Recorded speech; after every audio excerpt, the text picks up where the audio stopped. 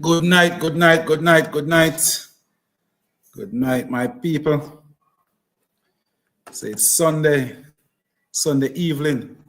Yes, and it's Sunday evening chat with Paul Patmore, your MP caretaker for Southern Trelawney. We're running on the PNP ticket. And we're making sure that South Trelawney will be on the winning column for the People's National Party. Yes, so share up the live, people. Share up the live, tap up the screen, share up the live. Welcome, welcome, welcome. Welcome. Feel free to join me on my TikTok page. I want everyone on TikTok to go over to YouTube page and subscribe to my channel. Yes, Desiree, big up yourself. Enough respect, Desiree. Bless up yourself, man. Enough respect. One love, one love, one love. Yes, so just coming from down Stuart Town, went to a funeral earlier today, but one of the main concerns down in Stuart Town right now is water. I can tell you that the Stuart Town people was tricked recently. Just before the election, they were tricked. I can tell you that between nomination day and election day for the last by-election, the people of Stuart Town have water. They send water for them. They get water. And from election day until now, the people of Stuart Town, they don't get an ounce of water. That's how the politicians and the Jamaica Labour Party continue to treat the people in Stuart Town. It's a disgrace. It's a disgrace, and I'm really sorry for the people over in Stuart Town. But I hope you guys learn. Hope you learn. Because the Stuart Town people, even though these politicians don't come and check you, they don't look out for you, they don't represent you. What I think they continue to do is continue to send a man come give you a $2,000 and a $1,000, go vote for them. So from the day after the election, they lock off the water and Stuart Town, and up to today, the people in Stuart Town have to go through. Thank you for your gift. The people at Stuart Town have to be going through right now. Just going through without water. Big Christmas holiday. And the people don't have water. It's a disgrace over there in Stuart Town.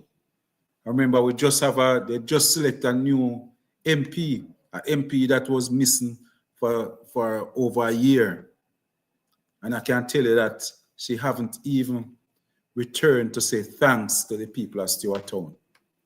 But one of the things I can tell you that is troubling to the people in Stuart Town is that they take away the water the day after the election. Yeah, man. Yes, Rodney, 5,000 a box of food. I know that most of them don't get $5,000. Most of them don't get $5,000. But it's a disgrace. That's the way our citizens have been treated down in Stuart Town. But Stuart Town, Paul Patmore have plans for you. Paul Patmore have plans for you. We are coming to serve you. All I can promise is to be the best representative South Trelawney have ever seen. You will. It's not something it's not one of those everyday politicians. Good night, good night, good night, everyone. Not one of those everyday politicians. This is a politician with a difference. I have a concern. I feel so bad when I go through Stuart Town today, and a couple of people tell me, say, boy, Mr. Patmore, I'm done with the voting. It don't make no sense. When you look around in the communities, just to say, these persons don't have nothing to vote for.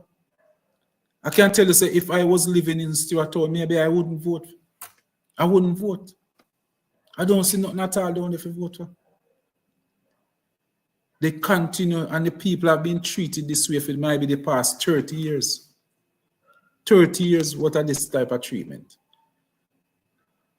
Yeah, man. Yes, Fitz.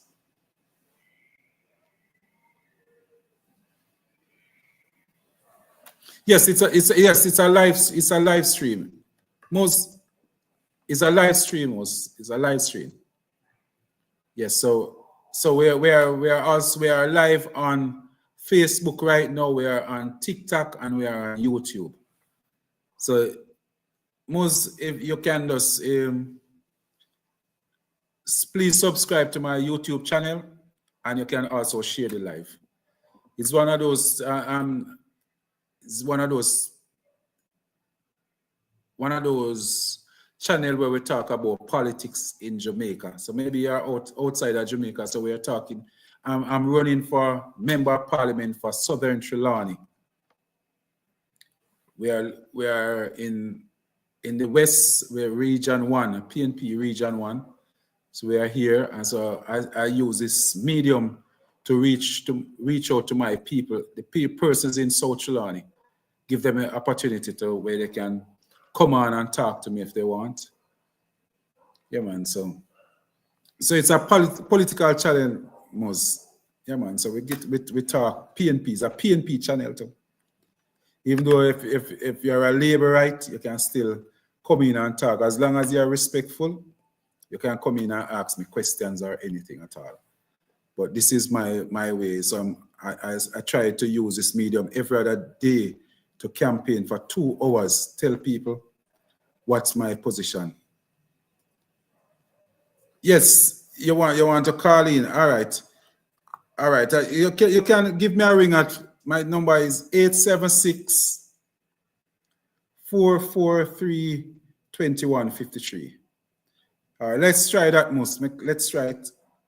Just give me a ring, 443 2153. Yeah. So 876 is Jamaican area code. And it's 443 2153. So 876 443 2153. Yeah, man. So we're here. All I can promise you, people of Stewart Town, is better representation. Come January, maybe we'll have to take it to the street. We cannot continue to have the persons run by Stewart Town doing without water. If it means that we have to take it to the street, we need to.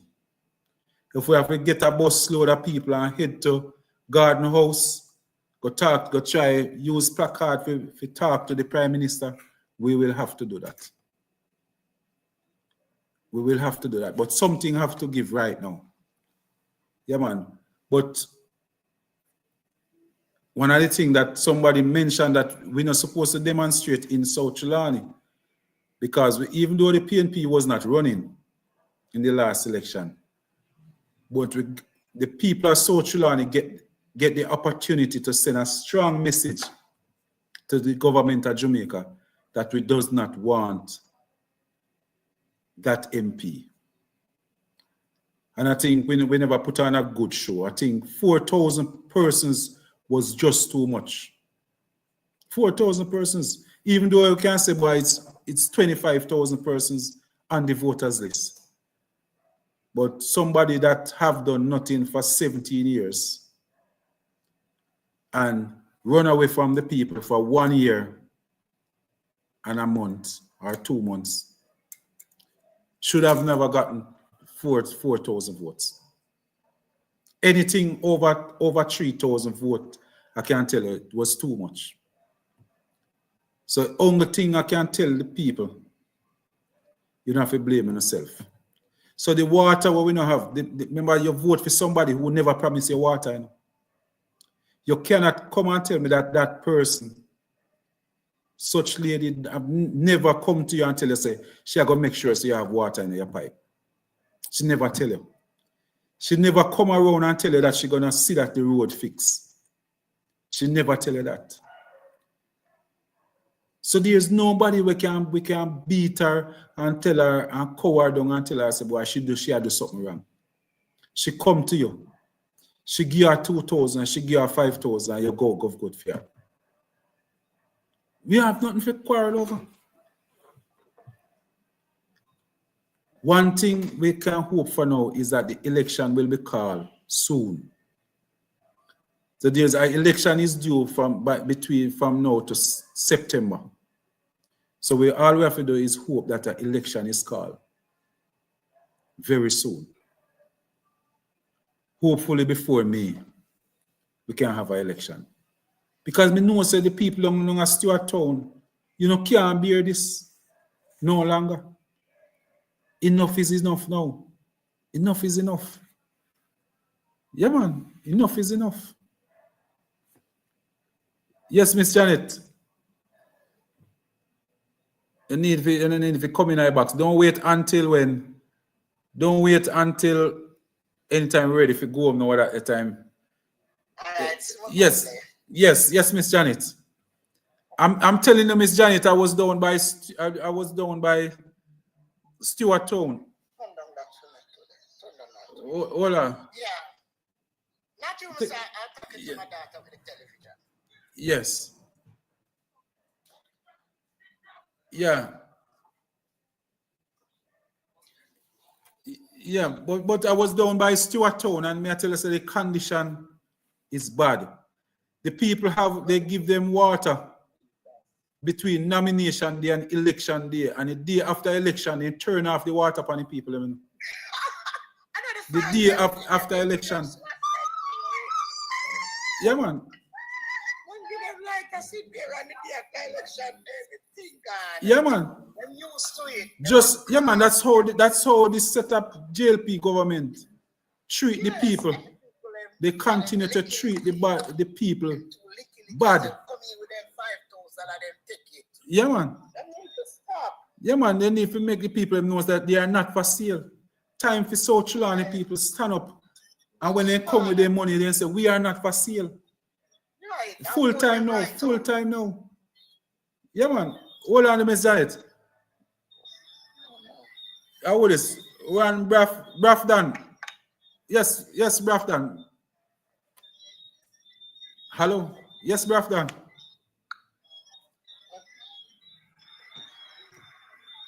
Hold on a sec. Omar Barnett. Yes, good night, Omar. Good night.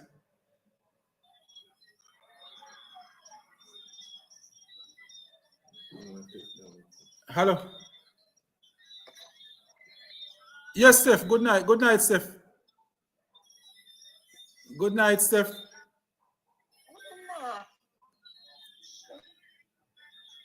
Yes, good night. Oh. That is a fake page. Steph is a fake page. No, man. I know the person. I know. Eh? I just look no, man. It is a fake page. Yeah. Yes. What? Brafdan. Yes. Good night, Brafdan. Good night. What a not talk. And they might not mute or not. Mr. Wanderer. Yeah, man. But we have to things have to change in Jamaica right now. Patrick just come up. Oh, Patrick, I think Patrick understand nothing where we are got to. Yes, Patrick. Look, yeah. Now him come on with that music. Take him off, sir. You don't want a morning over here. You don't want a morning, yeah. Yeah, man. But we just to let you know that we continue to look at the projects that we have been doing. Never give up yet, you know. We never give up yet. No. When we give up and when we win and walk on me I walk with you, oh God, no, me I'm putting a God knows. Yes, Mos. You could call in, you know. It's just that you need to dial 876 443 2153. That's what you need to dial. So I'll just answer you that persons can get to hear what you're saying. Yeah, man, but I just want to remind the people out there about our projects that we are doing. What we're doing right now is a sanitary napkin project that we are doing. It's a project that I started when we're working on to eradicate menstrual poverty from southern Trelawney. So what we're doing, we're trying to raise funds and collect sanitary napkins. We are putting them in our schools, churches, and health centers. So as long as there's someone in need that cannot afford sanitary napkins, they know that if it's a school student, all they need to do is try to reach a school. If they can reach the clinic, the health centers, we're going to make sure that we put in all health centers in South Trelawney. We have some churches that are in some poor communities. We're going to make sure so we put some in. We can't afford to put in all the churches, but we're going to pick a few churches that we can put some in also. Welcome, Miss Allen. You know, a long time we're not here for you. Welcome. You can Merry Christmas. We want to take the time out to thank Sam for Meats, one of the business that is helping to hold up the town of Christiana right now. So with Sam for Meats and KFC in Christiana, we just want to say we're really happy. We're really, really happy for Sam for Meats and KFC, two of the bright companies that enter Christiana in 2024. I don't know how we'll manage without we have Western Union, MoneyGram. And people, one thing I shouldn't tell you, but very soon, maybe 2025, 2026, the pharmacy should also be coming to Christiana. Which you might be getting a pharmacy soon. Yes, early, between 2025 to late 25 to early 26, we should get a pharmacy in Christiana. The cheapest meats in Christiana, Sam for Meat, when you're on Wildman Street Road, or you can drive on the bypass, the Christiana bypass, and you look on the right. If you're coming from Spalding side, you look on the right, and it's right over there. Just cut over to the right lane, and just go over. There's parking for you right through the Christmas. And I think they're gonna have special for Christmas. So make sure all our schools, all the schools in and around Spalding, Christiana, Trelawney, make sure you find yourself, start an account at Sam for Meats. One of the things I want to tell the schools, instead of stacking up with this whole heap of meat, make Sam for do the storing for you. So you go to Sam for and just take what you need for the day, or no more than 2 days. That's one of the things I want to encourage all the schools to do. Don't pile up with no meat for no 10 days. Sam for have the storage there. Make them keep the meat. Go buy Sam for every single day. Every school, from Misspaco straight to Trelawney. You stack up, just set up your order, set up an account with Sam for. And I can tell you, they have payment plan. I think we're gonna see if we can talk to him, that we can have a way where you take the meat in the morning and pay by in the evening, that you can get a delivery by the next morning. Something like that. We're gonna make sure that we work with all the schools, especially in South Trelawney. So my schools over in South Trelawney, you can also call me. If you try to get some for me and you can't reach them, just call me. Even as far as Stewart Town, the manager is willing to send. They had the transportation, so they can send meat straight down into Stewart Town, Clarkstown, all of these schools down there. You want somewhere where sell meat reasonable? Give me a call. Yes, people. We have to try. We have to out there, you know, look business, the cheaper meat for my people over in South Trelawney. Yeah, man. We make sure so we go there and look. Cheapest meat right now. Cheapest meat in Christiana era right now. And I doubt you have to pay it. It depends on the amount where you buy. Maybe you don't have to even pay transportation. So come in for January, open an account with Sam for Meat, all principals come in and talk to Sam at Sam for Meat. If you're in South Trelawney and you want to start a meat business, they do wholesale meats. So you can give Sam for Meat a call, us WhatsApp me, and I'll put their number to you. Gonna put up his number before the day.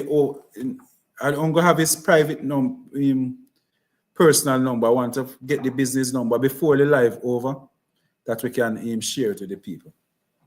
But it's something that we need to people identify themselves as yes. Okay. All right. So we have Steph. Good night. Good night, Steph. Miss Bryce. Good night, Mr. Patmore. Good night. Good night. Yes. Welcome to the live. Merry Christmas, Happy New Year when it comes.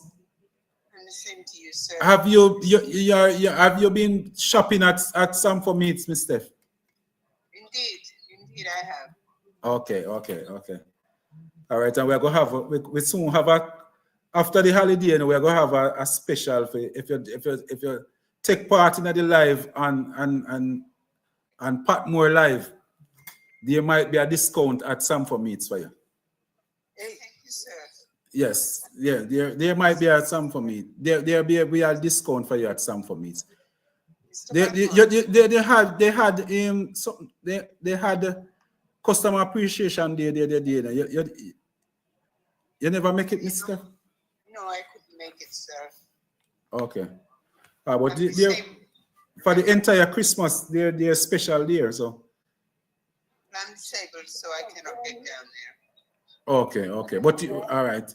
I'm gonna talk to him that we can do a delivery. It's a bit busy now in the Christmas, but I know come January is something that I'm gonna discuss with management, that he can provide a delivery service. But even the guys with the bike, remember they're doing delivery service. There's a company now that is doing delivery service, and we wouldn't want to take away business from them either. So I'm gonna talk to that young man, the one that doing the bike delivery, to get in touch with Sam for Meats, so he can also do delivery from Sam for Meats to right across. I have a taxi driver that I use regularly. Yes. Yeah, I wouldn't want to disturb their business by encouraging Sam for Meats to do delivery. We wouldn't want to tie in the two business. So the persons doing the bike business, they need to get in touch with Sam for Meats. I'm gonna call the young man tomorrow, and that he can expand his business, which he can do the meat delivery too. Yeah, I'm gonna talk to him. I'm gonna talk to him tomorrow about it. Mr. Patmore, yes. Returning to your previous message. Yes. Just speak up a little louder, as that's the persons over on YouTube can hear you. Yes, go ahead, mister. Referring to your previous message. Yes. Read the sanitary pads. Yes. You are yet to collect. Yeah, no, I'll be stopping by tomorrow morning to collect. Yes, I'm gonna stop and collect tomorrow morning. Thank you. Yes. I'll be picking it up tomorrow morning. Yeah. So people, if you're anyone that want to contribute to the sanitary napkin project or the disposable diaper project that we are doing over in South Trelawney, if you have anything that you find, you can just leave it at any one of the supermarkets in Christiana. Just tell them that Mr. Patmore will come and pick it up. If you are in Spaldings, you can leave it at Patmore's Hardware or Patmore's Funeral Home over by Spaldings. If you are in Clarkstone, just leave it anywhere. You can leave it at Ellis Funeral Home down by Clarkstone. Just tell them that Patmore will come and pick it up. Yes, but anyone want to contribute, if you want to just leave, maybe just make a contribution, monetary contribution, you can just give me a call. My number is 876-443-2153. Just give me a call and I'll tell you how you can drop off cash. Yes, so that go getter, welcome to the live, go getter. welcome to the live. Mr. Lin, I don't know if you can join us, so you can share any special that you have for the people of South Trelawney. I want the people of South Trelawney to have us a Merry Christmas. So is there any special that we can get for my people over in South Trelawney at Samfo Meats? Yeah, we need some special for South Trelawney.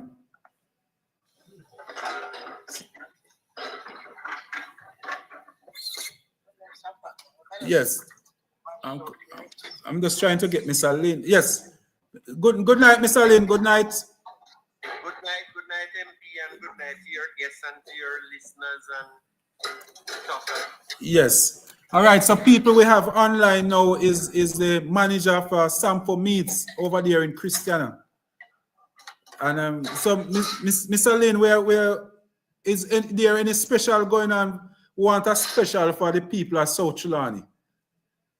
Well, as you know, Mr. Patmore, it is Christmas, and we have of course the usual Christmas hams. We have the local mutton. We support the local farmers, so we have lots of pork, lots of beef, lots of local goat, and of course it's oxtail season, so there is a special going on now on oxtail.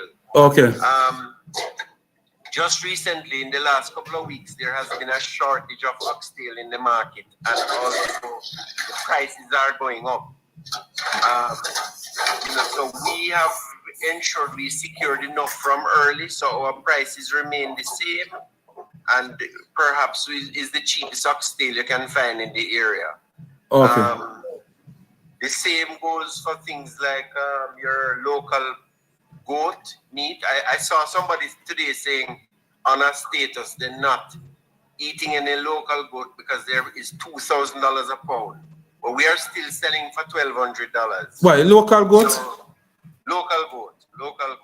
Okay, So okay. this time of year, the prices tend to go up, but our prices remain the same. I think our saltfish is the only place in Jamaica you can still get saltfish for $500 a pound. Okay. So, we have lots of specials going on. A young lady called me from Alberton today, trying to find out if you have goat belly and head. Right. Well, as you know, that is kind of a limited, but we have some now, and we're scheduled to get some tomorrow and Tuesday again.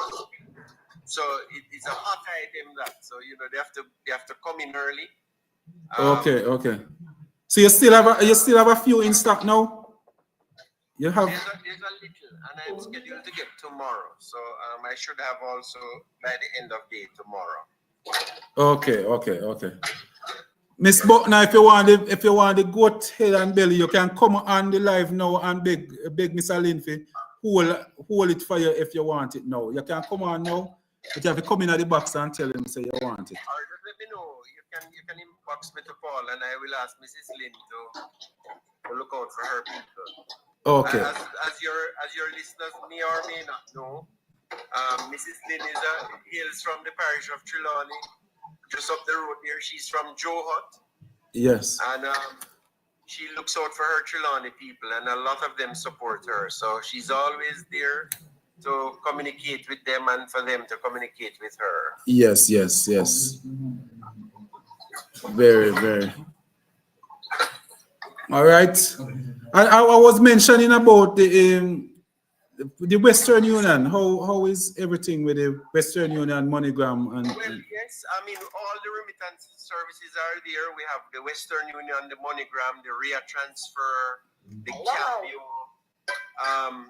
All of the money transfer entities we offer those services. There's the coin exchange for those people who are saving up their coins. They can take it to us and we change them. There's also the express. We have the courier service there as well, express to you. Yeah. Your listeners can just go on www.express2u ja.com and sign up. And we plan to have a lot of marketing wrapped around that entity in January. Yes. To include, a faster delivery service for those people who want to purchase things online at Amazon and all the other entities that they like to shop. Okay. We're putting in 2 tricycles in January to do some round town delivery. These tricycles, one of them will have a refrigerated box on it. Okay. And the plan is, Paul, to eventually, if that works out, to bring in some more of those and to give youngsters, as you indicated before. We're not intending to take all the, to get into all areas. So yes, if it is that I can bring in some of those tricycles and get some youngsters to come and operate them for their own business, and we work something out, that's a model that I'm looking at. So we'll talk more about that in January. Yeah. I was mentioning to the listeners about the wholesale section of the meat concerning like the schools. Any special you have for the schools, like the schools in and around Christiana, Trelawney? What special you offer? We supply most schools, if not all, in the area, from as far as Albert Town down into, we go as far as Troy and the ones in we go as far as trying to remember some of them now, but the ones down in Clarendon. We're going to all of the Bethany in St. Anne, from Edwin Allen, Alphonsus Davis, Frankfield Primary. We have a good program for schools. So schools normally have a payment cycle, and we work with whatever payment cycle they have. Yes. We go as far as Winston Jones in Clarendon. So we like working with our schools, because not only do we intend to sell to schools, but we support our schools wholeheartedly. So when they're having their football program or their staff programs, we try to give back as much as is possible. Yes. And we just believe that is just part and parcel of doing business. Yes. And it's just part and parcel of our model of doing business. So we give back a lot to the community, and we try to improve our service constantly, looking at where we have gaps and how we can fix them. It's an ongoing improvement, continuous improvement. And as we go along, we're improving, we are creating more space, we're creating more comfort, we're trying to add additional parking next year. And we're looking at other products as well that we can sell. So we look forward to working with the communities, all communities, Clarendon, Manchester, Trelawney, St. Anne. Anybody who wants to do business with us, we're open door. Yeah, okay. Concerning for farmers that who want to do like livestock, raise pigs and goats, you do business with the farmers in the area? And thanks, Britannia, for correcting me. Winston Jones, I gather, is in Clarendon. It's in Manchester. In Manchester. Yeah. I guess it's right down there on the border. So, yes. So,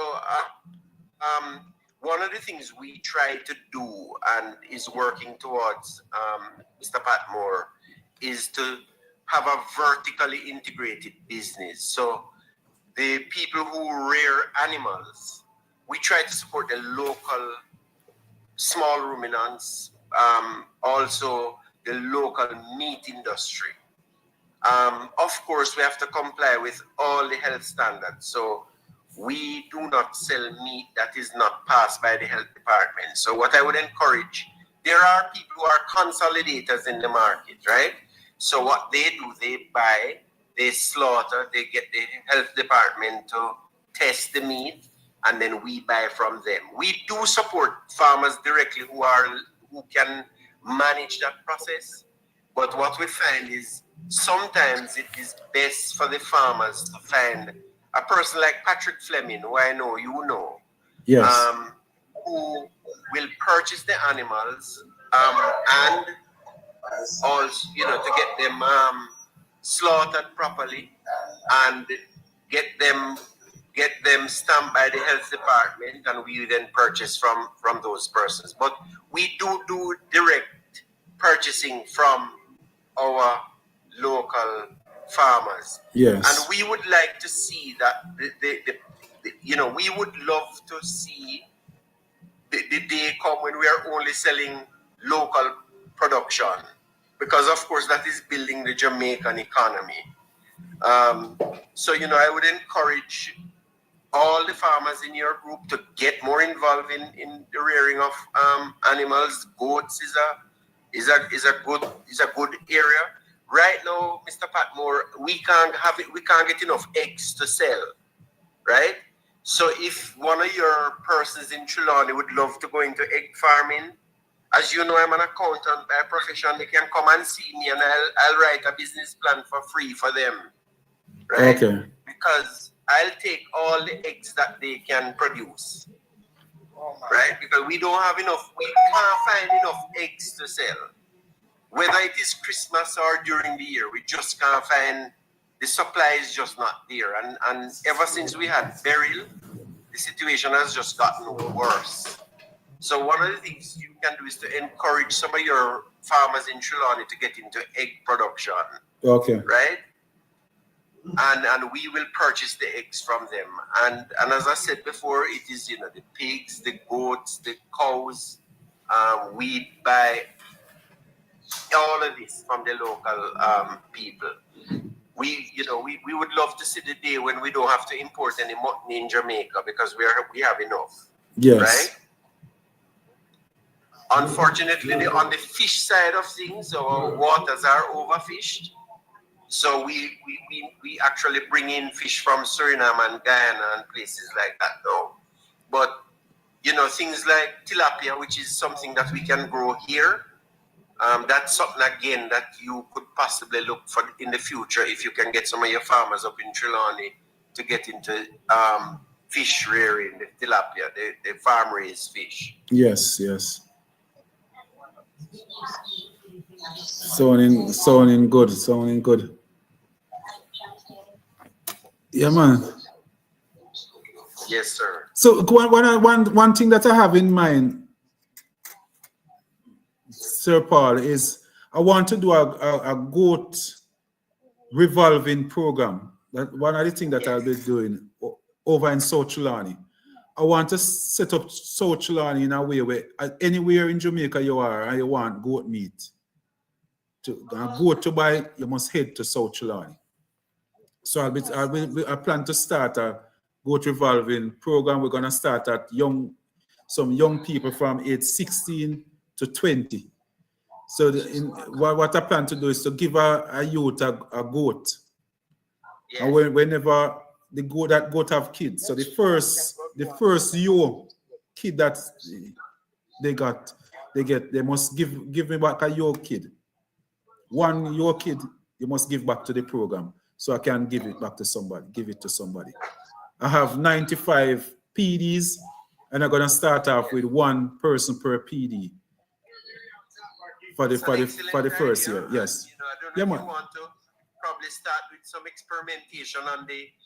Because you grow a lot of yams in South Trelawney, right? Yes. I don't know if the goats eat the yam bush, but I know that at about 9 or 10 months, when you are to reap the yam, you have to cut it off the vine, and perhaps all of that could be used to feed the goats.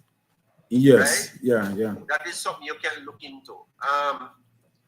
Because that would be vertical farming, using one output or what is normally wasted as an input to something else, right? Yes. So those are things you can look on. South Trelawney is a mountainous area, and goats like mountains. So, it's a very, very good idea. You should probably be talking to Mr. Damian Crawford, because he's the expert at it, right? Yes. You should probably invite him down there to Yes, One of the- yeah, he's trying to. He will be helping me with working out that program. Right. Yeah, man, he will be You know, helping. our area is kind of cold and some breeder boats. Yeah, man, we're gonna work with it's the local goats we're gonna use. We're gonna use our Right. native goats. Yeah. I tell you, there is none of the meat eat as nice as the native goat, and we really need to save that breed, right? I know I have spoken to people like Peter Bunting, who has told me that he wants to do the same thing down in South Manchester, which is a great idea, because even if we convert some of these areas into full goat rearing, we still don't have enough to even satisfy 20% of the local demand, right? So this is a good area to go into, right? Goat meat is sought after in Jamaica. We import millions and millions and millions of pounds of mutton from Australia into Jamaica every single year, costing hundreds of millions of United States dollars. So this is something we could have import substitution with by converting our local economies into goat rearing.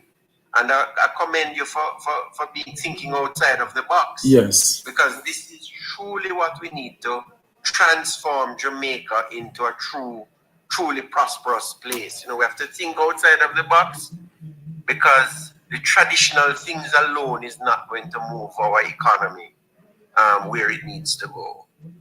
Yes. What do you think about red peas? If we try red peas. That also,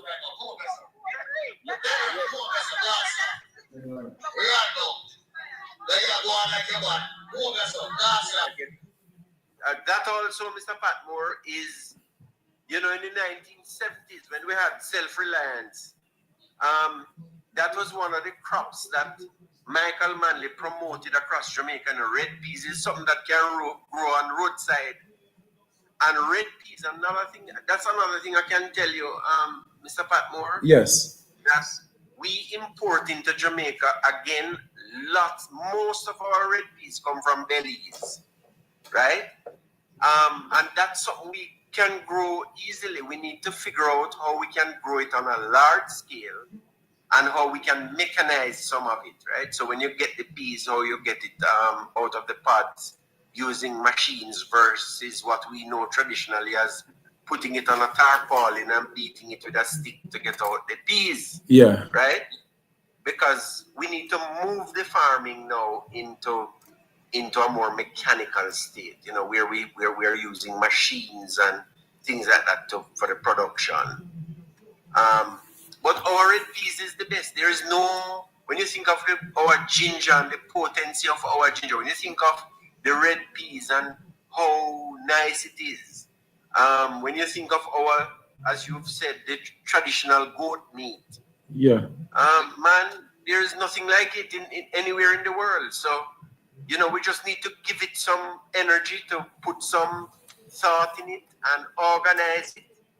And I'm sure, you know, once we do that over time, we will reach the goalpost. Yes, yes. So I'm encouraging you to start thinking about that, Mr. Patmore, as you line up yourself to become Member of Parliament for South Trelawney. This is something really and truly that, you know, you're on the right track. You have to get the young people involved. Young people shy away from farming because they look at their grandparents and parents and they see them working for 60, 70 years and they're still poor. Yes. You know? But if we can convert it so that young people can make a decent living from farming, where they can live comfortable as they should when you work hard. Anybody who works hard should live comfortable. Yes, yes. And if we can guide them to getting into farming, and from this activity they can make a livelihood. They can make a living wage. They can, you know, they can make enough to live a decent life. I'm sure young people would get into farming. Yes. And the way to do it is to make it more efficient, right? So we need to figure it through, study it, sit with our young people, work it out, help them. They need capital. Young people, farmers, any business you're going into, you have to have the right capital for it to work. And this is where we are going to have to work with the government to ensure that the capital that people can't get from the mainstream sources of capital, that the government figures out how to fill that gap. And this is how it works everywhere else on earth. Where the private sector is not responding with capital, the public sector need to. Right? So, Mr. Patmore, these are things that you have to. Yes. You have to address your mind to. Yes. And through your constituency development fund, through the agencies of government, the Development Bank of Jamaica, the Exim Bank, other government grants. You have grants that you can get from both government and external as a member of parliament. This is how you're going to have to focus your attention to bring some resources to the table in respect of capital to help your young people into areas of farming and so on. Yes. Don't move, Mr. Lynn. Don't move because if Miss Buckner, you want to say something to Mr. Lynn, you want to ask him about the meat, just unmute your mic and come in. Miss Buckner, you can unmute. Unmute, Miss Buckner.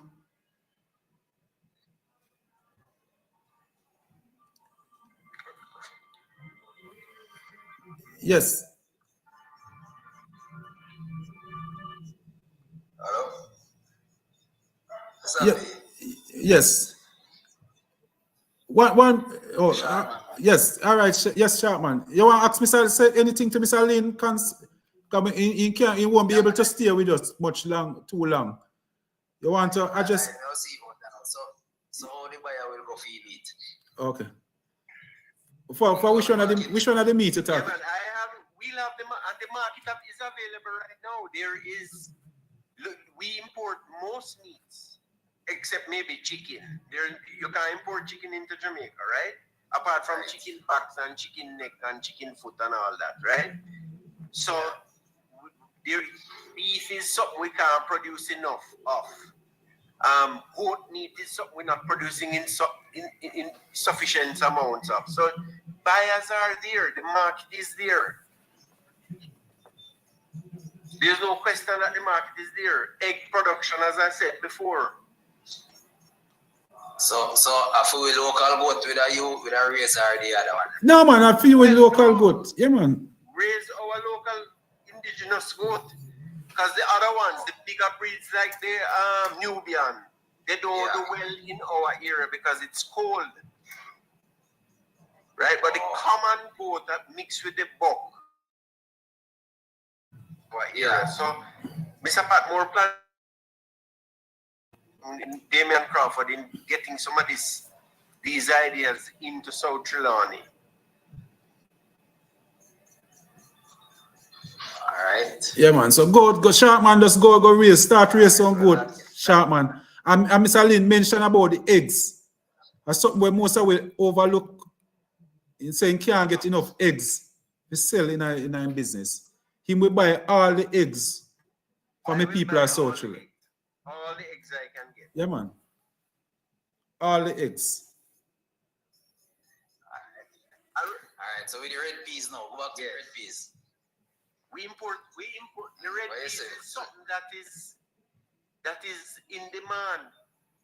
Jamaica imports most of the red peas consumed. About 95% of the red peas we consume in Jamaica is imported or more. And red peas is not a hard thing to grow. Just a couple of months. Yeah man. And it's small red, you must grow this small red. That's the popular one. Yeah. Oh, that is the little final one. Good night. Yeah. Yes. Good night. Good. Yes, Mr. Cole. Good night. Good night, Mr. Cole. Anything you want to add to the conversation? We have the round red, where you call small red. Yes. We have English. You have the mutton, Right. carrot, and the last time that Irish come off of the import list, it was by Roger Clark, right? So, as Comrade Patmore is saying that in trying to push for these things, right? We have 4 items should off of the imported list, right? Which is critical to the staple of the Jamaican people. You have the peas, red peas. You have Irish carrot, and you said the mutton. That is 4 critical staple need to come off of the imported list to move Jamaica forward. Yes. Right. And how, let me say though, you can't just take them off the imported list because right now you don't have enough, right? So what you need to do is to gradually build out a program of production, and as your local production increase, you remove the amounts that are imported. Like the Irish potato, that's how they do it now, right? So there's a permit system. So when our local Irish potato is around, the government will not issue any permits for Irish potato. They do the same thing with onions. But what we need is to figure out how we are going to get our local people more involved in the production of these things, right? Because a lot of the young people are not going into farming. Yes. And we have to convert that. We have to change that. We have to let man know say better you can make more money out of planting red peas than scam. Yes. Right? We have to make it viable. We have to make sure that it is more prosperous for you to plant red peas than prosperous for you to become a scammer. And when we do that, we will see an increase in the production of red peas and less scamming. Yes? Mr. Lane. Yes. Cannot only telling the youth them say it is more viable to plant red peas than scamming. Yes. Right? Without showing the youths that farming is the only way out to assist and in the economy and eliminate a country from go back to the IMF, World Bank, IDB, and crawling on our knee. Right? Right. We have to do that to show the youths them. Say, look here, if you plant 5-acre red peas, this is what you make within 6 months. But yes. if you cameraman and your card, this is what you get in a 10 years. Indeed. All your freedom take away from you within 10 years. Yes. Yeah. I agree. And right? the way we do that is with proper leadership. And that's why Mr. Patmore is offering himself to be the member of parliament for South Trelawney. Because he wants to provide the leadership there. Your father work hard. Yes. Right? I believe that your father is George Lynn, right? No. My father is Patrick Lynn, but George Lynn is a relative. Okay. Now, to me, in the funeral industry, and I know George very well. Yes. Right? And I know him work very hard. Yes. Right? True. So, your cousin work very hard. But he not tell him how hard him work to achieve what him have. Yes. So his son come and see him father with all of this. But the time father tell him say, I work hard to it. Him hope and believe saying father gets easy. True. So that's where the country need to come out to explain to the youth of Jamaica. So you see, all of this easy life come with a cost. I agree. All of the easy life come with a cost. I mean, I'm going to be rude, but it comes with a cost. For sure. Because if I don't look at my generation and tell them, say, me start work from me at 14-year-old, wake up every man out of my bed from me at 4 o'clock. Even because my bed 1 o'clock, 4 o'clock. Even because my bed 3 o'clock and 4 o'clock, I wake up. Right. And I did that for you. True. For me. True. Because I want you to have a better education. I never say better life, you know. Better education that I am, what I get, what I achieve. Nice. Yeah. And that's why I make that sacrifice, because the value of education is what move a nation. So the problem that we are facing, you know, is that resources, you know. Jamaica don't have a resources problem. Jamaica, I believe that Jamaica don't have a crime problem. I believe that Jamaica have a parental problem. That's my belief. Yeah. Yeah, that is part of it, sir. And you know, Biggest part of it to me. yeah, that's part of it, and we just have to work hand in hand to move the country forward, because you know we need to get this country going. Farming, we have to invest more in our farming sector. We have to invest more in our education sector, our health sector, and then whatsoever left we can do, we have to do. Because don't make me stand here and preach like a Paul, baptized like John the Baptist, and holy like Jesus. We are in a crisis, and the crisis is to feed ourselves. That's the biggest crisis that we are in. Eat what we grow and grow what we eat. I yield to the floor once more.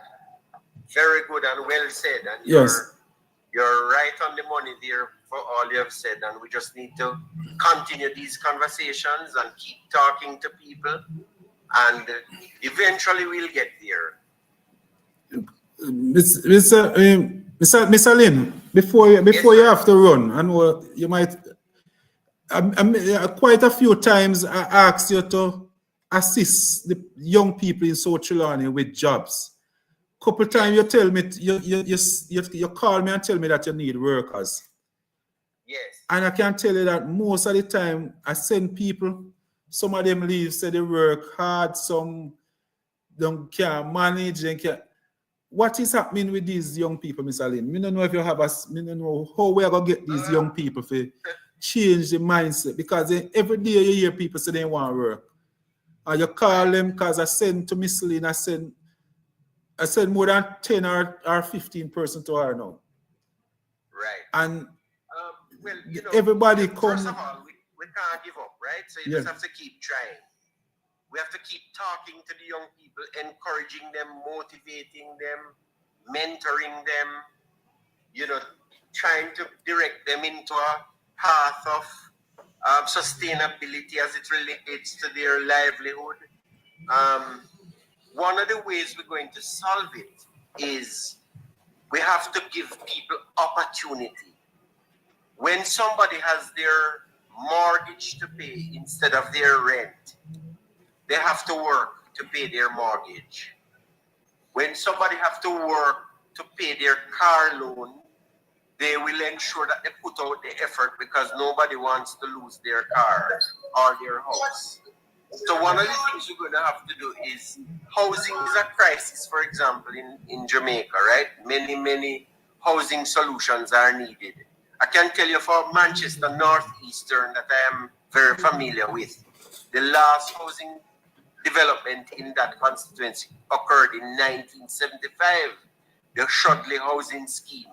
There has been no housing development, public housing development since, right? And so what you have is that a lot of people who leave the area to go to university in Kingston. Yes, sir. I don't really interrupt you. But I heard you say there's a constituency in Manchester. Maybe we got a 5-minute break because of my. Right. So until you come back.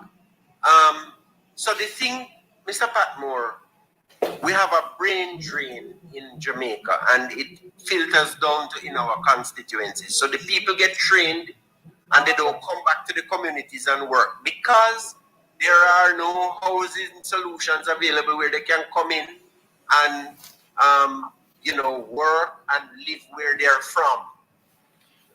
Now, when you Tap up the screen, people. Tap up the screen and share the live. Share the live. Share the live. Tap up the screen and share the live. Passing, but the music was the decimal was very high. Yes. Just that the last housing development in the constituency of what? Northeast Manchester. Northeast Manchester from 1975. Yes.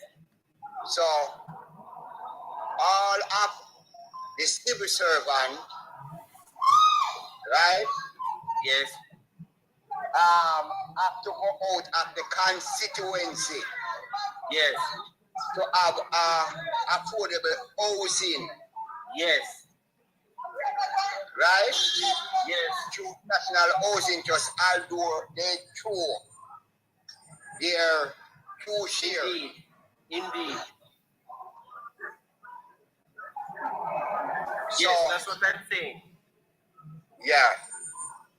So the point I'm making is, I was addressing the point Mr. Patmore asked about how we're going to change the mindset of young people to be more responsible, to be more ambitious, and to have a longer view of life. And the way we do it is when a lot of them leave to get educated at universities in Kingston and they never return to the communities, right? And the reason is because they don't have places to live in the communities to develop the community from which they came. And my point is, when somebody has a mortgage to pay, we should make it easy for people to get a house to live, but they have to pay for it. So they must get their mortgage through the National Housing Trust, and they must know that come the end of each month, they have to pay their mortgage, right? And when people have these responsibilities, the mindset will begin to change. That's why Michael Manley created the National Housing Trust, so that he could uplift ordinary people, pull them up into the middle class by allowing them to own their own houses, have their PJ in his time, they could have their own cars, right? That's what transformation means. Not only transformation of the asset, but transformation of the mind. And so, Mr. Patmore, one of the things, again, you need to address your mind to is how you're going to ensure that your housing stock in the constituency of Trelawney Southern, that is addressed. Because a lot of young people leave from there and go to university and they don't come back. Yes. In the community. Right? And you want people to have affordable housing. No, you don't want people to reach a stage where they can't pay their mortgage, right? They must be able to comfortably pay their mortgage, be able to buy them food, pay them little car loans, and create families, get married, have a family, and that's how you build a country. And that's how you build a community. And that's how you build a village. And that's how we are going to have to rebuild Jamaica, brick by brick, starting from Trelawney Southern, Manchester Northeastern, and all these areas across Jamaica. Yes. A lot of your people in Southern Trelawney, Mr. Patmore, they leave and go and work in the hotels in Hanover and Montego Bay and Trelawney and Ocho Rios, and they live there because they try to find housing closer to work. Right? So this is the thing. If you had a housing stock here, they could easily live up in, and your roads were good, they could easily live up in Southern Trelawney and drive to work every morning and drive back home. Right? So we have to look at that as part of the solution. Yes. Makidan, you want to say something, Makidan? Welcome to the live. Welcome to the live. Yes, Makidan, you want to say something? Yeah, man, but quite a few of our business places, Sir Lynn, they just can't find young people to work. Just can't find young people It's to a work. crisis. Yeah. Jamaica actually has a labor crisis right now, right? There's a, you know, apart from the fact that they can't find people to work, the next problem we have is the value of what workers are being paid. So we have a minimum wage of $15,000 a week now, but the truth is, the purchasing power of 15,000 is probably worse than when it was 7,200, right? Yeah. So we also need to think about how we're going to have, and Julian Robinson is somebody who has been addressing this point, how we're going to move to higher value. And that now is where training comes in, Mr. Patmore. The more trained you are, the more competent you are. And the more competent you are, the more wages you will attract as a human being. So this is something that, again, in planning out your vision for the future of your constituency, listening to your constituents, training is going to have to be part and parcel of your plans. Okay. Mr. Lynn. Yes, sir. I'm a businessman. Yes, right? sir. And I realized $20,000 a week. Yes. Not only that I pay them 20,000. They do not buy them lunch. They do not pay them fares. And right. To be honest to you, they still have a challenge. Indeed. Because every day, when I'm up on the road, right, I make sure that I say to them, this is a told you to buy your lunch. Right. And I expect that the told I should buy them lunch and a juice. Right. But when they get home, they have nothing left. They can't pay the fare to come home. No, they not pay a fare to and from. Okay. Right? But the cost of living. Yes. When a man look for me and tell him say he spent $4,500 for Sunday dinner. Right. And that's reality. It's reality. And first of all, let me say this. I want to commend you for paying your workers greater than minimum wage. I do the same thing. I can proudly say I do not pay any worker of mine minimum wage. No. Right? Because it's not a livable wage. Right? No. And you're right. It is said that human beings need 3 meals a day. And if anybody earning even $20,000, they cannot afford 3 meals a day. They cannot. Not only that, when I'm going on the road and the person who are come on the road with me, yes, anything me I eat, they don't have to eat it.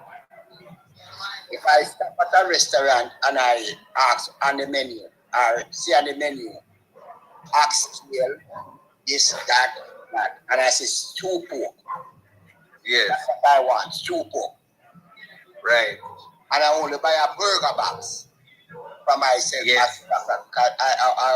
I only eat every day, 3 o'clock. I right. cup of coffee. After the coffee, I eat 3 o'clock and nothing more for the day. For over 8 years, that's reality. Mm. Right? And I buy a cup of coffee. To take go buy a kind and put in the French vanilla, where do you name? And then I say they want one sandwich or so. And I say, have what you want. Anyone will come with me on the group. Right. Excellent. Them say they're hungry. I say, yeah man, get something to eat. Then call me robot, you know. Because they can't understand how a man will eat one meal a day. But it's a sacrifice. Understand. And when I heard the cry that $20,000 without any far extra draw from you or anything, from a young lady, look at me and say, they have 2 daughters and a son, devoted worker who take the phone call, a devoted worker who will make sure that all when me I go, and she look for me and she say,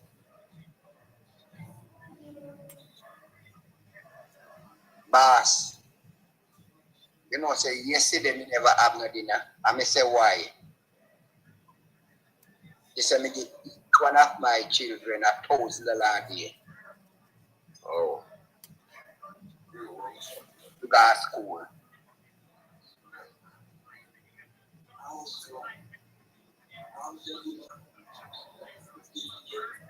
So I'm Excellent. Mr. Patmore, when you listen to this man, Yes. you realize the realities on the ground. And I keep telling people every day, you know, that this is where the tire hits the road. Because sometimes when you in Kingston in Parliament and you don't understand the kind of realities that exist among people, you Yeah. don't really understand what is going on out there until you listen to a man like this now and you hear from him that you pay a man $20,000 and he still can't survive. Yes. cannot. Him can't carry him girlfriend, or if it is the girlfriend working, the girlfriend can't carry the boyfriend. Go eat one Devon House ice cream once a month, you know, at that salary. It's just not enough. Yes. Right? And the truth is, even when somebody is working minimum wage, it should be a livable wage. They should be able to do, you may not be rich, but you should be able to do basic things with it. And this is where we really and truly have a problem. And we're going to have to address it. Because we can't continue like this as a country. It have to. I sent 3 children to university. One is a RM nurse of a name in America. One is a computer biological technical, something whatever you want to call it, the word big, you know. Right? One is a bank manager. And the first time she said to me, say, Daddy, me I work from home. I said, I'm lazy. And that's reality. Right? And the reality is that, yes, everybody want to live good. I wear crops, right? I sell very cheap, very, very cheap. And I also, if the young lady who had the car, tell her $100,000 for the year. And I give her under 10% after she tell me.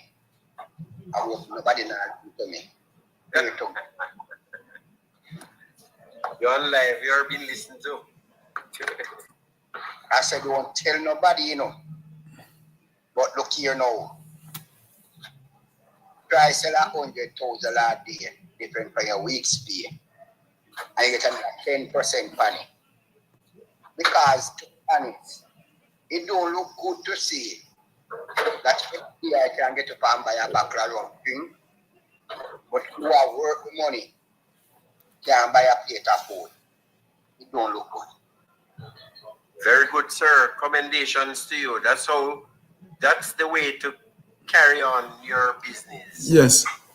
In 1989, between 89 and 2002, with the help of the current opposition leader, Mr. Mark Golding, they created the earning share program, the ESOP program, which is a share of the profits for the employees. Michael Manley created that program during that period of time. And what you are doing is, in your own way, sharing the profits of your business with your employees. And that is something to be celebrated. That's a good concept. Because the more your employees produce, is the more it becomes a function of value. The more value you will have, and you're sharing those profits with the employees, it is really, really commendable. Yes. Mr. Lynn, I do not have a passport. I do not have a HP. For the last time I saw a look piece of paper, it's a HP for 1985. The look piece of long strip there. Yes. I never leave this country and will never leave this piece of rock. Although my children is overseas because of them personal, and you understand? Right. But I will never, not even for 1 millisecond, Good for you. Yeah. You know. Mr. Cole, and Mr. Lynn, look here, Yes, sir. I must tell you though that there are some business people, especially small business people, who will tell you that they would really want to maybe follow Mr. Cole Yes. and yourself and always maybe pay somebody at least up. I'll go as far as I know you would go up to maybe around $25,000-$30,000 per week. Yes. But a lot of business people right now, I can tell you that if minimum wage raised to even $1,800 right now, they will have to lay off persons. No. Yeah, man. But not. They have a lot of persons, Mr. Cole, who really a lot of business out there, and that right now just are surviving. Yeah. Not tell you why. 1976, I leave Kingston, went to St. Catherine in Alco district, Olive, named Red Pan. I came back in Kingston in 2015. And when I came back to Kingston, I went to a place named Piccadilly up on Barbican Road. And I went over there to have a sandwich and a cup of coffee. In 15. There was a Burger King across the road, but I never see the Burger King. And it is at the Arcade Village, that place was. And when I went inside, I had a cup of coffee and an egg sandwich. And in 2015, it was 1,200 and plus GCT. Over Burger King, it was $400 for the cup of coffee and the egg sandwich. You know who Mr. walk in? When we have the egg sandwich and the cup of coffee? Darrell Vaz, Peter Bunting, and many more politicians. That's reality. Yeah. Yeah, man, what I'm saying is that if a minimum wage raise like tomorrow, there are a lot of businesses right now. Because everybody reality change. Simply so little thing can change. You know that KFC come to Christiana. KFC come to Christiana just over a month ago. And I have persons that have been running a restaurant in Christiana for years. And they are telling me that they will have to cut staff. Maybe they'll by now in January they might have to cut staff. They are just trying to survive out the Christmas. All right. Why instead of cut the staff, you don't cut the price? One, No man. a pound, $100 a pound. Right? That's reality. Yeah. Whether you see it in a burger box, a coffin box, or a double compartment box, is the same for meal. You get out tight because no people don't understand. All of these boxes hold the same amount of rice. Yeah. Do your research on that? Because Yeah, Mr. Patmore, I accept what you're saying, that is so, but the truth is that an economy, whether it is local or it's a national economy, is divided in parts. And what you will find is there are people who are going to because of their competence and their efficiency, earn more than others, right? So the point is, what we need to do is to create an environment in which businesses can survive no matter their size. Yeah. And in the interim, train our people to become more competent and move up the ladder of earnings, right? So that people have to start from somewhere, right? People without experience, people who don't have a skill, they have to start from somewhere. But what should be done is that those persons need to be trained and become more efficient and competent, that they can earn more. So I accept that there are always going to be people who will have to start from the minimum wage. There are businesses who are going to struggle to pay it no matter what it is. But as your economy gets better and people's standard of living gets better, they are going to be able to spend more.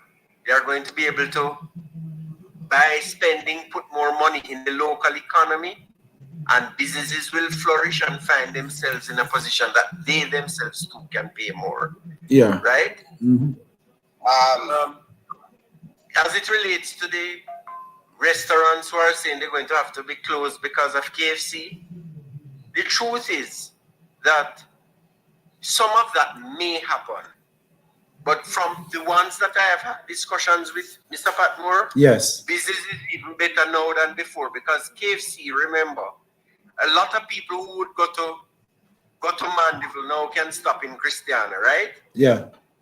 And when they stop in Christiana, the man that is selling the pineapple and the apple on the side of the road, they may over buy the KFC and they remember that they want a pineapple and some apples for breakfast tomorrow. They're going to buy that right here and there. Yeah, yeah. They may remember that they want something in the market. They run in the market because they have now come into Christiana because they're going to KFC. So what it will do is to pull more people in Christiana. Into Christiana, yeah. And the more people come into Christiana, the more business there's going to be. Yeah. But Mr. Lynn, yes. I'm able to purchase some pork, right? A pound of pork is 500 that I purchased. A pound of jerk pork, which bought me $4,000.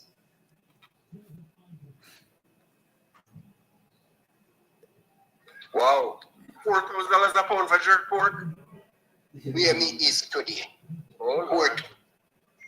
A pound of pork. That's expensive, Paul. That's very expensive. No, I'm telling you. Yeah. Right?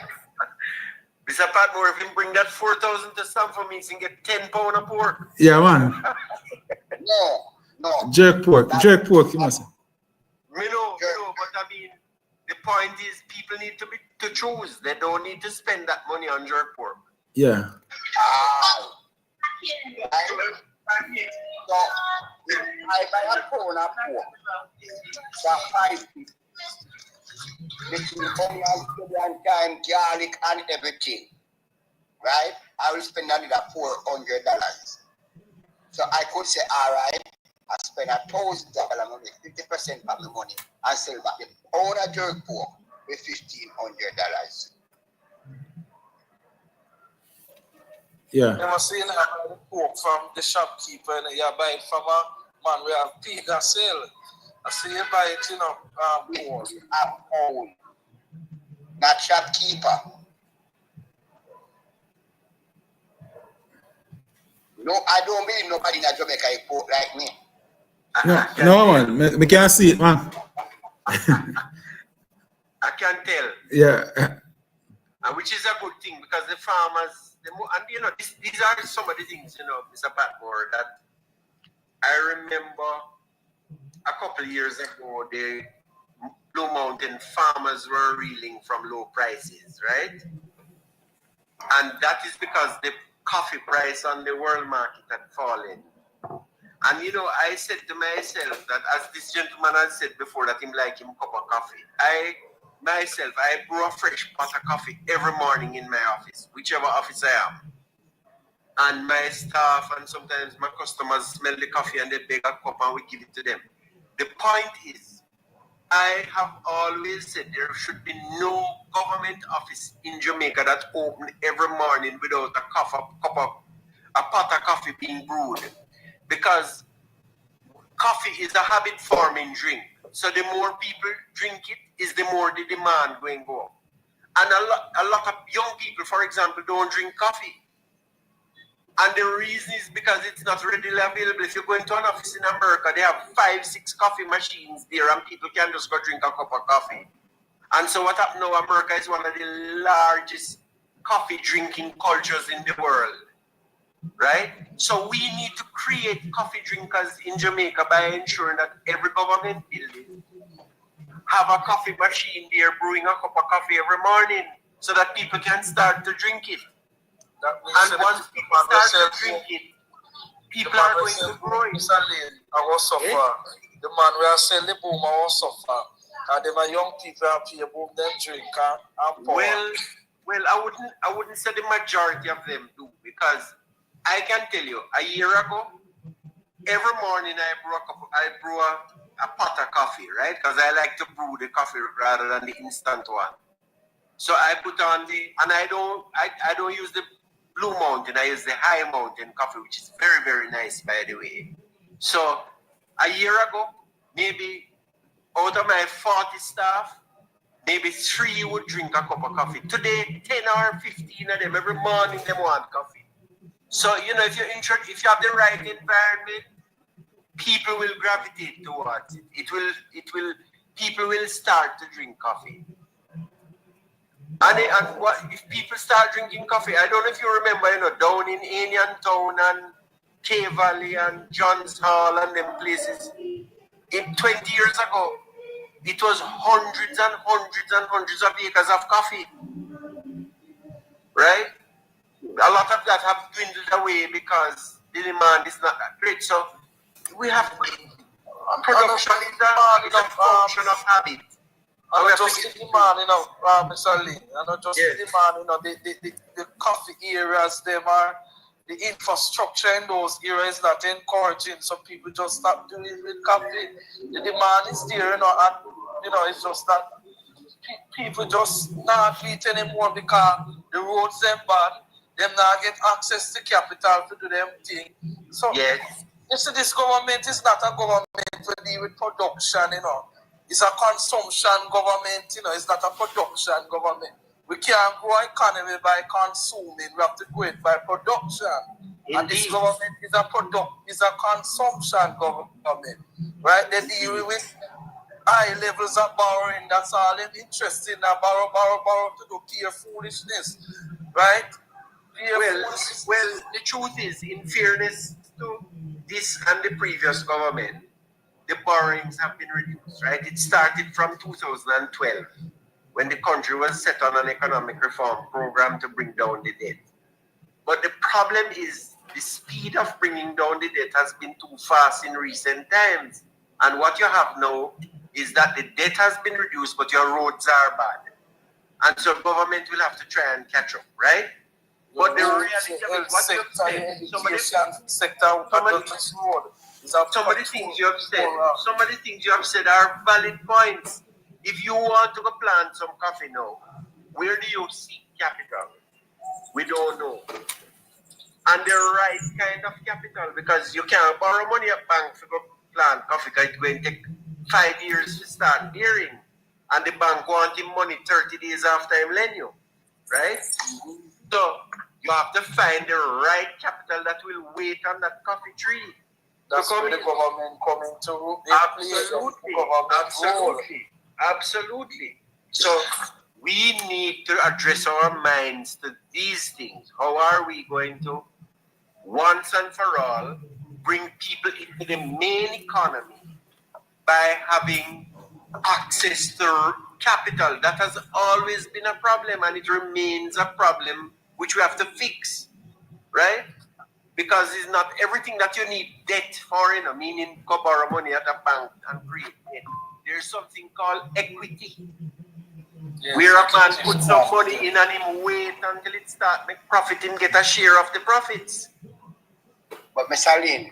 Yes. Mr. Lynn. Equity, with that thing name, you have to be able to own a piece of the rock. Indeed. So 700,000 Jamaicans have no paper, no title, no sort of legal documentation to the rock on which they have lived for generations. And this is one of the things that the PNP has set out in its last manifesto, and I am sure they will do it in the next one to address. That is something that has to get fixed. You have generational lands that have fallen to a new generation, and they cannot unleash the capital in it because they have no documentation for it. So this is something that has to be fixed. It has to fix. Yes. We're too much Jamaican living on land for over 50 years. Yes. Right? And they cannot produce even a thing good. You say we are here. Yeah, man, it's a known and established issue. And Paul, you're listening. Yes. I mean, you have to craft from all you're hearing from your people what the vision is going to be, right? And these are some of the real issues that are being told to you tonight by people who understand, right? So when you get to Parliament, which is where you fix some of these issues by creating the right legislative framework. You will now be armed with the issues the people are faced with. And we have to start off the issue of contractors. Hold on, Dr. Cole. Hold on, Mr. Cole. Jordan. Yes, Jordan. Yes, so I said we have to deal with the issue of contracts because contracts has become a level of an issue where it has been used instead of for growth and development. It has used to retard our people and put our people in a sense of slavery, because how could one be on a contract for 9 continuous years? Right. Then go on a 2 weeks break. And sign back a contract. Yeah. Sorted out. Right. Well, I think it speaks to another issue. It's not only about the contract workers, right? Which is in itself, I agree, totally wrong and needs to be addressed. But it speaks to a deeper issue of the whole labor infrastructure in the country needs to change, right? We've been operating on laws that have passed their times, and and it needs to be addressed. So one of the big things is, one of the reasons for contracts is what is called redundancy, right? And if a man work with somebody for 20 years and is entitled to, I believe, 4 weeks per year for the, 2 weeks 2 for weeks the per first year. 10, and then I think it's about 40 weeks pay in total, right? Or a little more. I can't confirm now, but let us say 40 weeks. The truth is, after giving your life to somebody for 20 years, 40 weeks pay can't sustain you for the next 25 years of your life, right? So this is why we need in Jamaica a good pension system, where when people leave their jobs after 20 years, their pension is sufficient to take them into their golden years, right? Yes. So what they're saying that after you retire, Yes. the pension scheme should be tied to the current No, I'm not saying that. I don't know what the answer to that is, because of course these things have to be computed, right? It is a function of computation. So what I'm saying is, what you should have in Jamaica, which has started already in the tourism sector, you have the tourism pension scheme now. But what you should encourage people to do is to contribute to their staff pension scheme and let the staff contribute as well. So that after giving your life to an organization for 20, 30 years, when it is time for you to retire, you have something credible to retire on. Right? So going to the point of the contract for 9 years now, there can be no valid contract for anybody who has their contract renewed consistently for 9 consecutive years. That is not going to be held up in any court in Jamaica as a valid contract. Once it is renewed, once the break is only 2 weeks, that is full-time employment. And there are cases in Jamaican courts to prove this. So we really need to sort out this contract issue. It is a big deal, and it is something that needs urgent attention. and we must encourage our staff to take out life insurance. Indeed. I do that. Indeed. I do that. Right? I have life insurance, and I have an agent. And once I employ somebody, I call her and say, can you explain to this young man how the life insurance work? Right. And how much in pay a month and so forth. But right. I am one of those who argue a lot more on the pension side, because my own experience of life insurance is just like the mountain. Good night, Cheryl. Slowly. Good night. Good night, schoolmate. Yeah. Life have a way of, just like the mountains, you have ups and downs, right? And when they down come, your insurance policy lapse, and it will come. This is how life is. yeah, it will. Yeah, but when you have a pension, when you contribute to a pension, even if you lose your job, when you reach the age of pension, you will get a pension, even for the periods in which you have contributed. And most pensions, you can move them. So if you leave one job and go to the next, your pension remains at each stage. It continues. Yeah. So the pension is something we really, really need. Apart from the government pension, which is just ridiculous, right? Because you have people getting $8,000 a month that give them whole life to Jamaica, which don't make no sense, right? Principal who graduate, principal who leave school 20 years ago, when they get the pension check, they can't buy a cylinder of gas. It's a shame. Disgrace. It's a disgrace. So,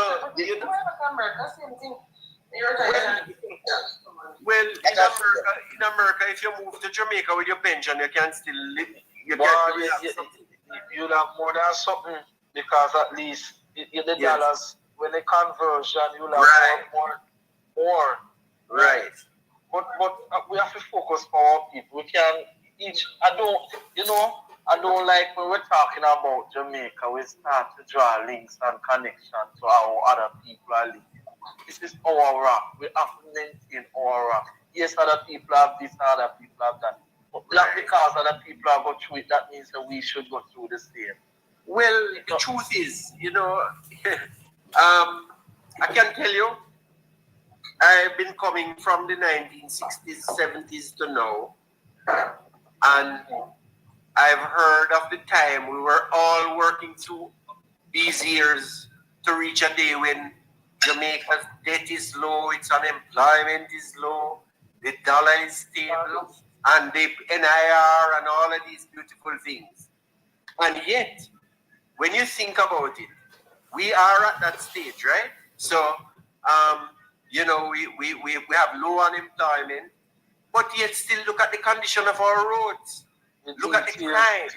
Look at the agriculture. The hospitals. Yeah, man. Look at the details. Look at the details. So that's the point. Yes. So you can have a low debt to GDP. Right. But the country is not going. Why is it that the country is not going when you have a low debt to GDP? You have a low debt to GDP and you're importing hundreds and hundreds of millions of dollars of money to Jamaica. And you red peas. And we'll go back right down to what we've been talking about. So it don't make no sense because it don't make no sense. If our Caribbean neighbor Barbados to the east has a higher debt to GDP than us, but they're going at 3% every year. Indeed. What they are doing that we are not doing? And what is their per capita income compared to ours? Their per capita income is far greater than ours because we don't build the person. My argument, Jordan. My argument is there's a new frontier to conquer, and this is it. How are we going to fix these issues? And that's why we must celebrate when we have a man like Paul Patmore who have given of himself to say, I want to help to lead this change. We have to fix it. And we cannot find a problem for every solution, right? Because we will never fix it. So as you say, we have to take it. We have to remember, it is the task is ours to fix it for the next generation, right?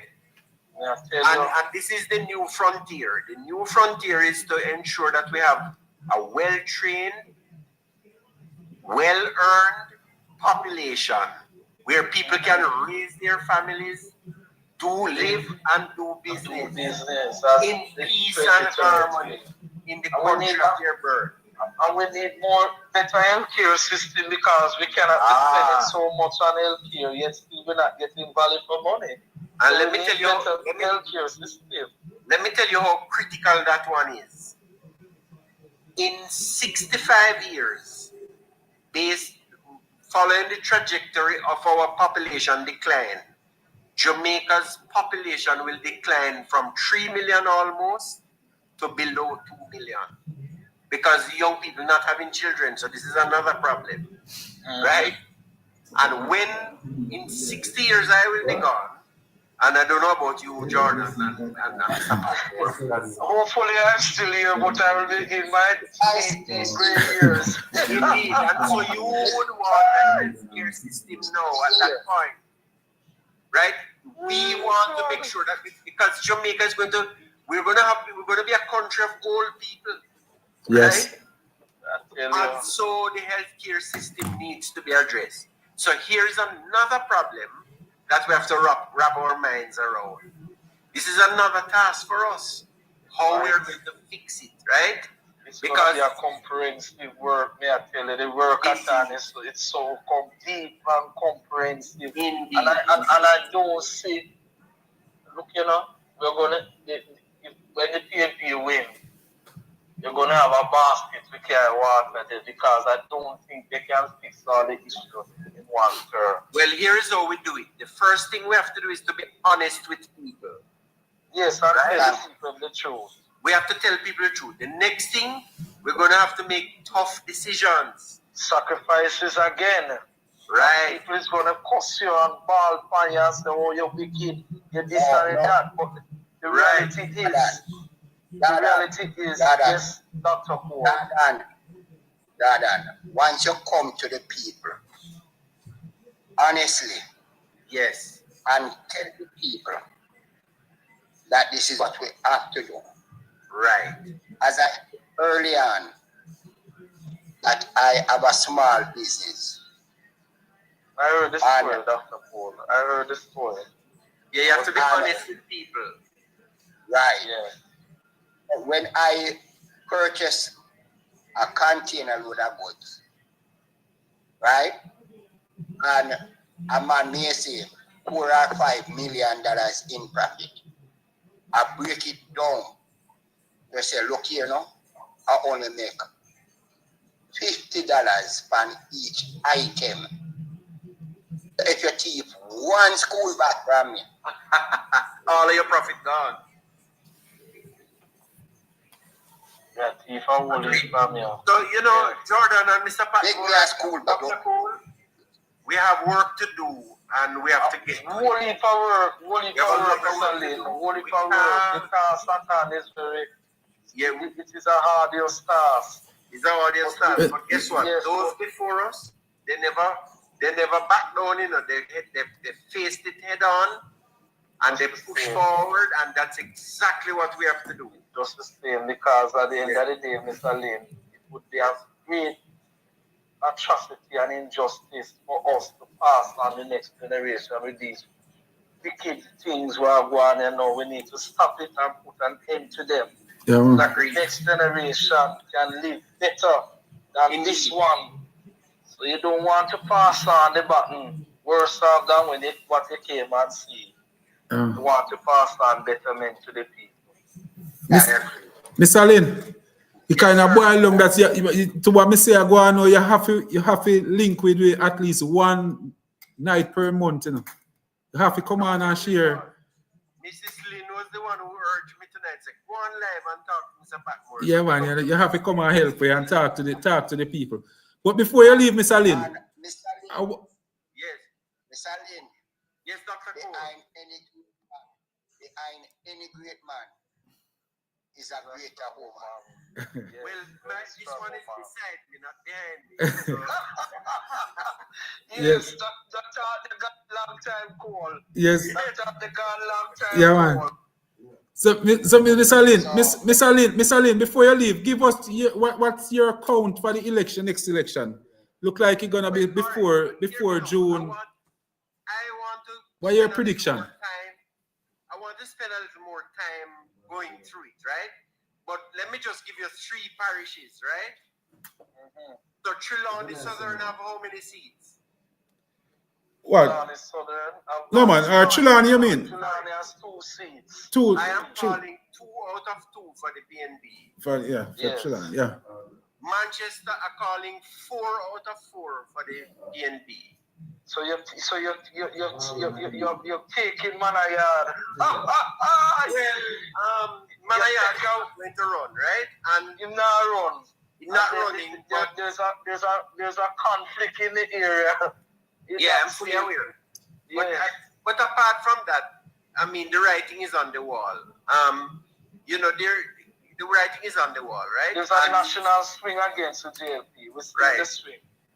And then Clarendon now is where I want to tell you. So as we go along, I'll be clearer as to the overall count. Yeah. But in Clarendon, there is Northwest, which will be returned to the PNB. North will be returned to the PNB. Which is Horace Daly's seat, which is now Wavell Hines. Yes. Central will remain JLP, and Southeast Clarendon will remain JLP. So 2 out of 4. Okay. And Westmoreland is almost, you can almost say PNP gone with. Clean sweep. Clean. And also Hanover. Westmoreland. We're calling for the clean sweep in St. Mary as well. Mr. Lynn. We're working on that as well. Mr. Lynn. Yes, sir. I don't want to blow the whistle before the whistle blows. But I said to Comrade Patmore that we family is in a team and we're coming down there. And tomorrow we will be having a meeting. Good. And it is not that we want Comrade Patmore to be one win the seat without a vision. Right. As a gentleman who understands the era and so forth, Litchfield, I went to Litchfield and I have some good roast ram. I went to Grapefruit Lane. I believe that's somewhere down there, so, right? That is in Comrade Patmore era. Yes. Not only that, his vision, where you hear them criticize that him have been both those also. I believe in you, my brother, that you are for the people. And once you are for the people, you should have a fair chance to represent the people. Yes. This is Dan Wimple, as there for the last, 20 years? 17 going 18 and another MP for the JLP was there 5 years. So they are there for 25 years straight. Dan Wimple. Not about this Dan Wimple. Yeah. And brother, I believe what I heard, I've never been in the era politically, but what I heard, that the only thing she have to offer is a roast cow after the election, and everything went down after. So we're coming in with a team, and we're going to go with you. Yes. We're going to walk with you. And the only thing you have to provide when we come there is your team to work with our team. All right, sir. Very good. Very good. Right? Yeah. So after tomorrow, we will make that decision, and hopefully, right,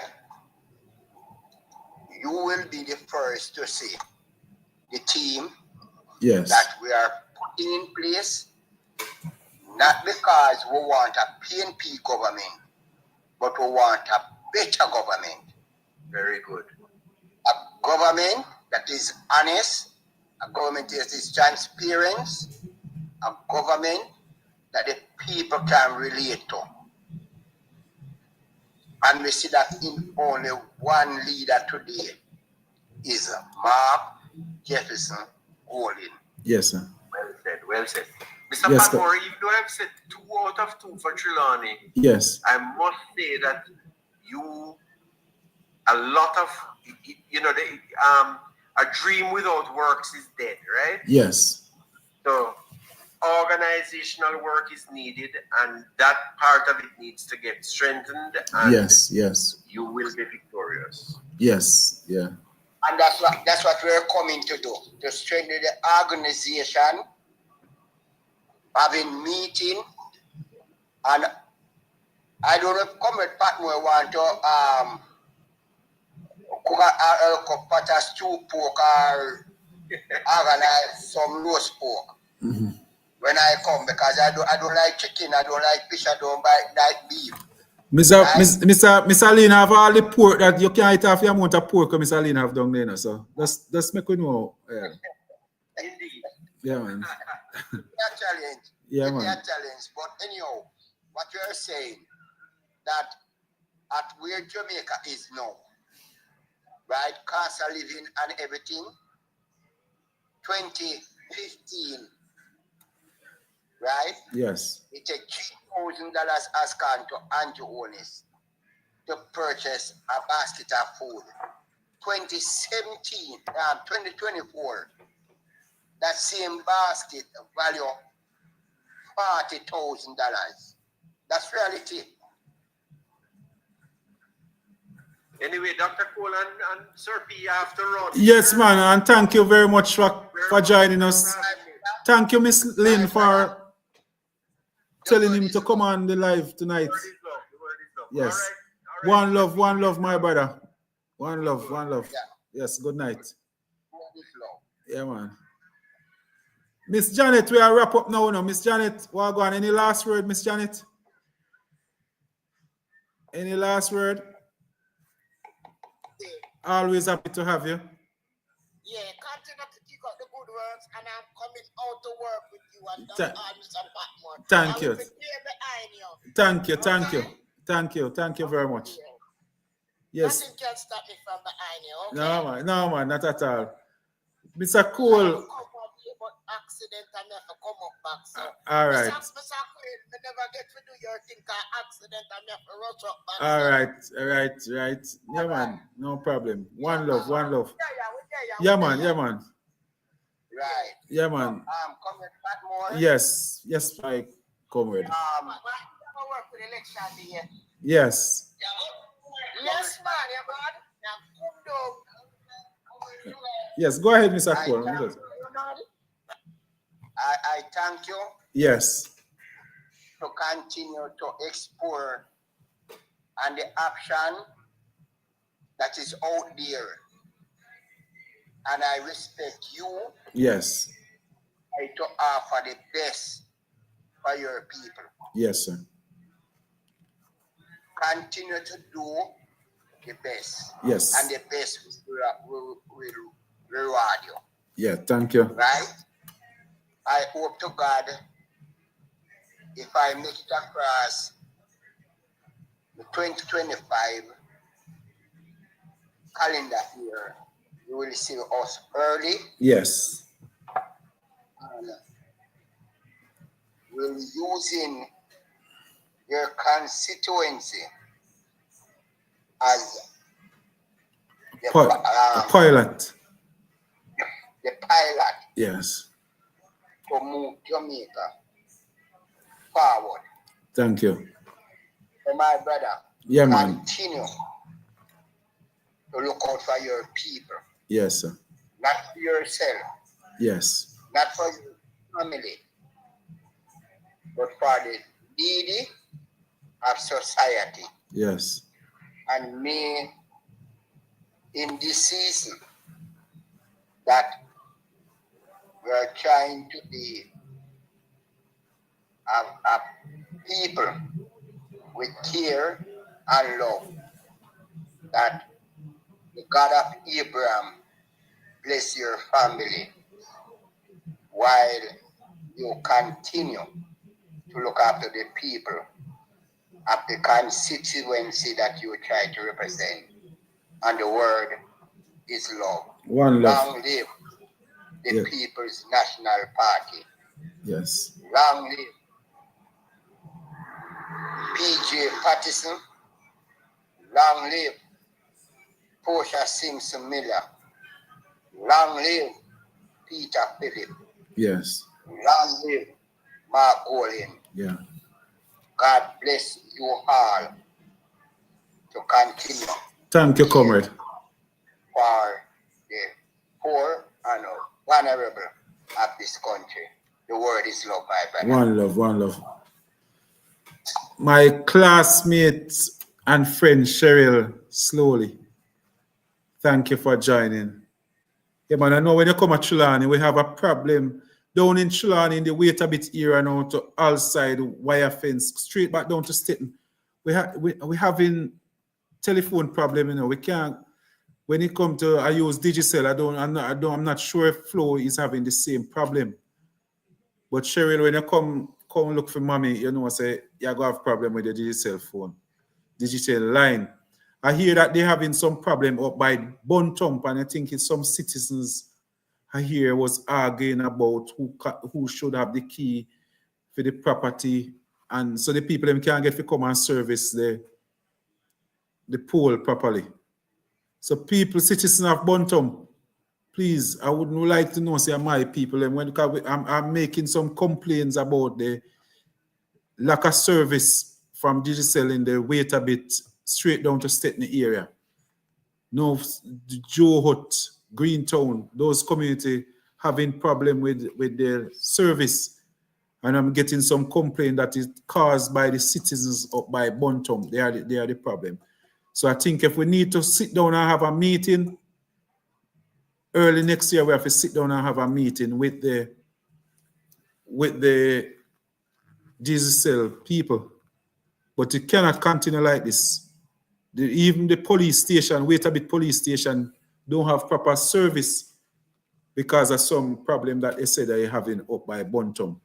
So if we have to meet, we need to sit down and have a community meeting. Buntum people, give me a call that we can know what's happening. Yeah, I want to know what's happening up by Buntum. Don't know what's the situation out there. Yes. What go on, Jay?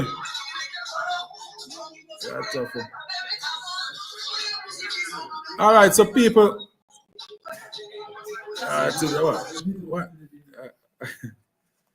Yes, so good night, everybody. Good night, my YouTubers. Make sure that you hit this subscribe button. Hit this subscribe button. See you again on Tuesday. See you on Tuesday. One love. The word is love. Enough respect. Everything all right. Everything all right, my comrade. Yeah, man. All is well. All is well. All is well. All is well. Oh, yeah, man. Yeah, man. Give thanks, man. Give thanks. Lynn. Yeah, man. Oh, yeah, man. Businessman. Yes.